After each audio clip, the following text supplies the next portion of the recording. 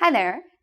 My name is Emma, and in today's lesson, we will be looking at how to do well on the speaking part of the IELTS. So the speaking part of the IELTS is divided up into 3 sections. Today, we're just going to be looking at section number 1. So first of all, I will explain how to do well, first I'll explain what happens in part 1 of the IELTS. And from there, we will look at some things you should do to do well, and some things you shouldn't do. Okay? So let's get started. So what happens in part 1 of the IELTS? Well, first of all, the speaking part 1 of the IELTS is for both those taking the general IELTS exam and the academic. So whether you're taking the academic or the general IELTS, it's the same test with the same questions. Okay, it lasts between 4 to 5 minutes. It's made up of first an introduction. So the examiner is going to introduce himself or herself. Then you will introduce yourself. So for example, hi, my name is Emma, nice to meet you. Okay, so there's an introduction. And then the examiner is going to ask you some questions about yourself. So these questions aren't that difficult. Usually they're about where you're from. So for example, what city you were born in, where you grew up. They might be about work. They might be about what you study, about your friends, about your hobbies, food, sports, and another thing I don't have up here, family. Family is also common on this part of the IELTS. Okay, so usually the examiner will, after introducing himself or herself, they will talk to you about 2 of these topics. Okay? Now, the way they mark this part of the IELTS is they're looking specifically for pronunciation. Okay? So, can they understand what you're saying? Do you pronounce things well? They're going to be looking at fluency. So, what's fluency? Well, do you go, a lot during the test? Or do you speak very clearly in a very nice, rhythmic way? Do you use organizers or transitions? First of all. Secondly, finally, do you use words like this? Another reason. Or do you have problems speaking at a normal rate? So they look at that in fluency. Then they mark you also on vocabulary. Do you use words like good, bad a lot? Those are very low-level words. Or do you use high-level words that really show off your vocabulary? The final thing you're marked on is grammar and accuracy. So, for example, do you only use the present tense for the whole test? Or are you able to correctly use the present tense, the past tense, present perfect, future? How well is your grammar? Okay, so don't panic.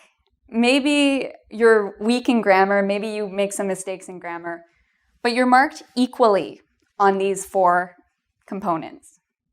Okay, so now let's look at some tips on how to do well on part 1 of the speaking part of the IELTS. Okay, so what are some of the things we should do to get a good mark in part 1 of the IELTS for speaking?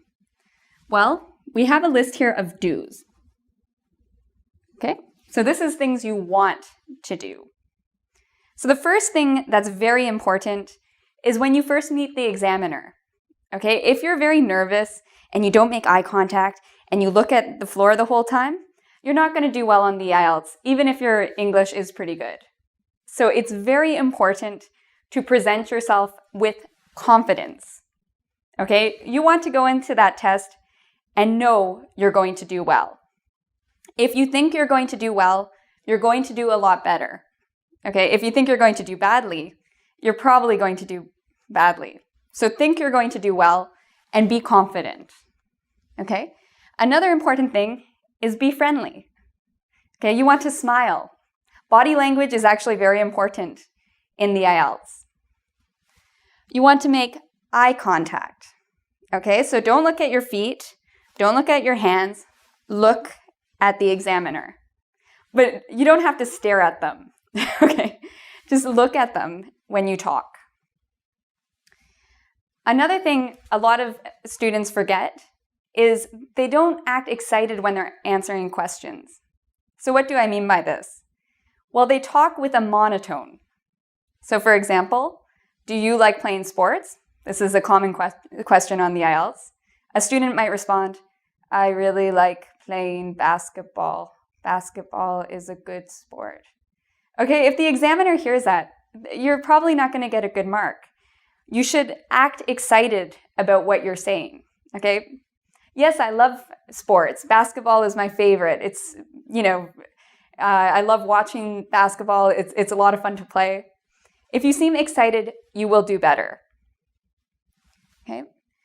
The next thing that's very important is the vocabulary you use, okay? So remember, you're getting marked on 4 different things. One of these things is vocabulary. So how do you improve your vocabulary mark? Well, don't use simple, easy, boring, low-level words like, I like basketball because it's good. I don't like soccer because it's bad. Okay, these words, bad, good, they're too easy. You need to try to find vocabulary that is higher level and practice before you do the IELTS. So for example, a good thing to do is look at the list of topics you will probably be asked about. Food is a very common thing they will ask you about. So try to come up with vocabulary in advance and practice this vocabulary about the different topics.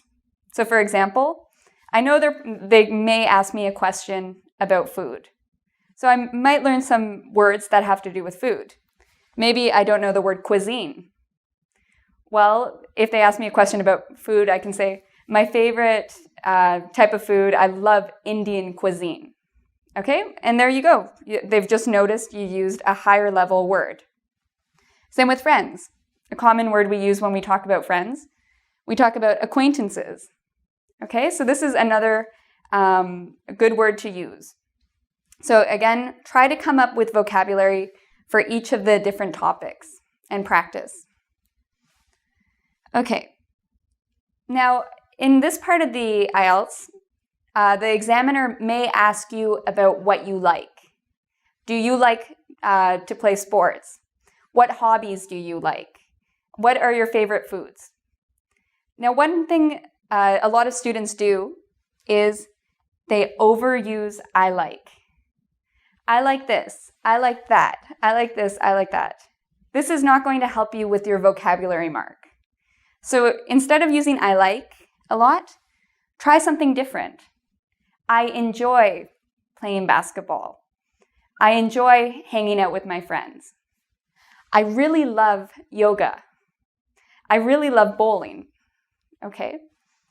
I prefer playing sports to doing other activities. So I enjoy, I really love, I prefer. I'm sure you can come up with more, but it's good to practice these types of expressions before you do the IELTS. Okay? Another key tip, expand your answers. So what does this mean? Well, maybe the examiner asks you a question. What is your favorite food? Or let me think of a good example.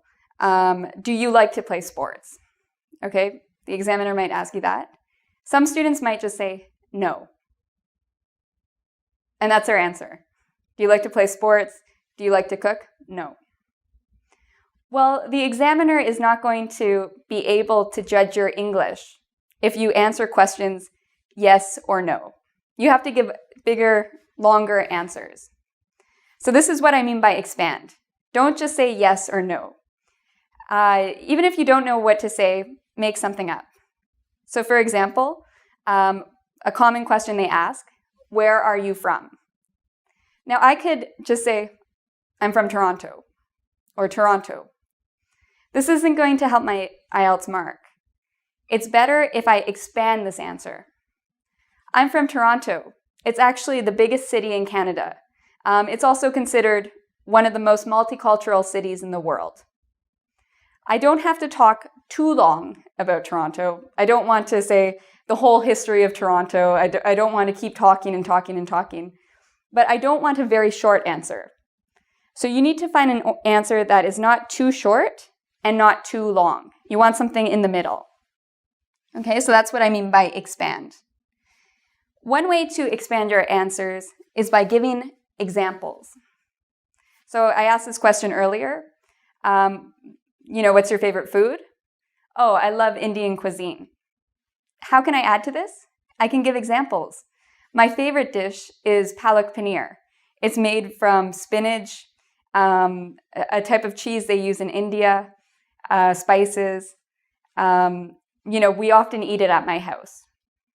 So there, instead of just saying, I like Indian food, I've given a lot of examples. And that's what you want to do. Okay? Finally, most importantly, practice.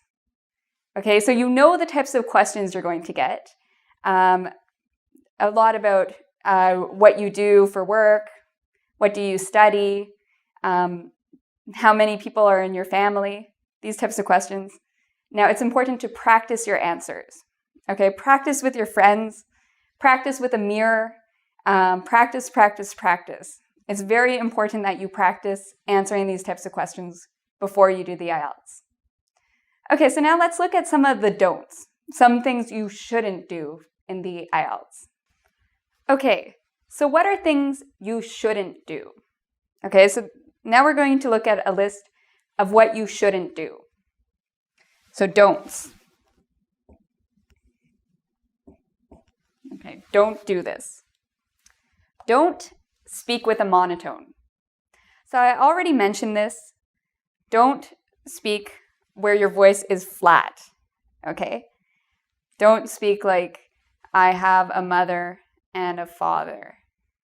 Don't say things like that. Speak with enthusiasm, okay? Not monotone. Okay, don't give yes, no answers. Do you have a family? Yes. That's a horrible answer. Okay, it's more, or have you traveled to China? No. Okay, these types of answers are not the ones you want to give. Expand. Make your answer longer. Even if you have to lie. It's okay to lie on the IELTS as long as you speak. That's the most important thing. Okay, do not repeat the question. Okay, so if they say, do you like sports? Yes, I like sports. You're wasting a sentence. Instead of repeating the question back to them, find a better way to say it. Do you like sports? Yes, there are many sports I find very fun and interesting. Okay, so don't repeat the question. Do you have a family? Yes, I have a family. It's not a good thing to do. Don't go off topic. So sometimes students, they're really actually excited and they want to talk and they want to show off their language skills. And so they think, oh yes, I need to expand my answers. But instead of expanding, they go and they talk about so many different things that don't have to do with the topic. So for example, if they ask me a question on my hometown, if I start talking about Toronto, and then I start talking about education, and then I start talking about technology, this is going off on too many different topics. Stick to what they ask you, okay? You can give examples, but they should be about, they should refer to the question they asked you. Okay, don't answer, I don't know. So in the first part of the IELTS, this would actually be a difficult, I can't imagine you actually using this answer because the point of the part 1 of the IELTS is to make you feel comfortable. So the examiner asks you questions about yourself. So you should know these answers. What are your favorite hobbies? What types of foods do you like to eat? How many members are there in your family? You shouldn't answer I don't know to any of these questions. They're about you. And if maybe you don't know. Maybe you've never thought about what's your favorite food. Just make it up, okay? Even if you hate sushi, even if you hate West Indian food or Canadian food, that's okay.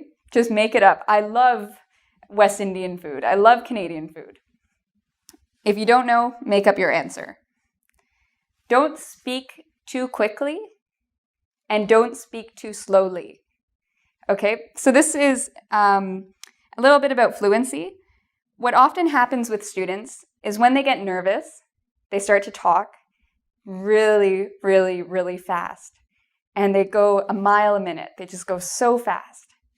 So if you're the type of person that does this, practice speaking in environments where you get nervous. Okay, so this way you can practice maybe ways to deal with stress, ways to deal with nervousness. Try not to speak too quickly. Also, don't speak very slowly. Okay, I've had some students who have used a lot of uhs and ahs, and this is a problem. So don't speak too slowly. Okay. Another thing, don't speak quietly. Okay, a lot of students, they're nervous and they're shy, so they talk like this. And the examiner has to really listen. They can't hear what they're saying, and so you're not going to do as well if you talk quietly. Talk with confidence, talk loudly so they can hear what you're saying. Okay? Finally, the most important point, don't worry about being perfect. You do not have to speak perfect English to do well on the IELTS. Even if you're aiming for a mark of 9 on the IELTS, a band width of 9, if you're looking for the mark of 9, you do not need perfect English, okay? You can make mistakes. So if you make a mistake, that's okay. If you can correct it easily, do so. If you try to correct it, you're going to make more mistakes or you're going to take a lot of time, it's okay. Just leave it. If you make a mistake, continue to talk, move on.